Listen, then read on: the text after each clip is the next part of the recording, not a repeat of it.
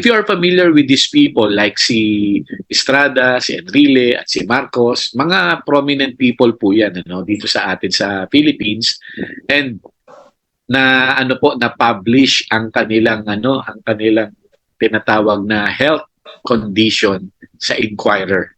Sabi po ng kanilang doktor na si Geoffrey Hergen that these people have defied age and time using stem cell therapy. Sila po ay siyempre may kaedaran na po. Kung titingnan niyo po, 85 years old, 99 years old, and 93 years old. Madalas din po sila nagkakasakit and surprisingly nakakasurvive po sila. At hindi lang po yun, nadadagdagan pa po yung taon nila every single year. So ano po ang point? Dahil ang ganda po ng effect ng stem cell therapy sa kanila. Okay? So, alam niyo, sabi po ni Enrile, at the age of 99, longevity, not immortality. Hindi dahil sa ayaw niyang mamatay, pero ang gusto lang niya ay isang mahabang buhay. At nagawa po niya yun sa pamamagitan ng paggamit ng stem cell therapy.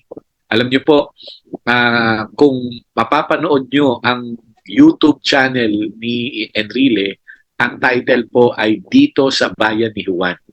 Pwede nyo pong i-check at doon nyo makikita kung paano siya nagpapaliwanag ng batas ng Pilipinas. Can you imagine yung batas na to na pag-aralan pa niya during college days? Pero hanggang ngayon, kabisado niya ang batas ng Pilipinas.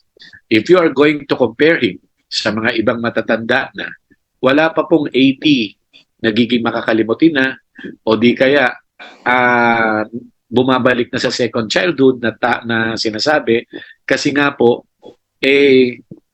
na-deteriorate na po ang kanilang mga brain. Pero kay Enrile po at 99 years old, napaka-sharp.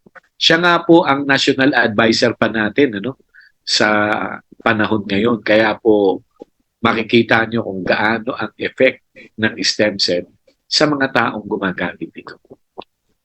Now, meron lang po disclaimer. Ang disclaimer lang po natin is stem cell doesn't cure death, but it can only prolong life expectancy.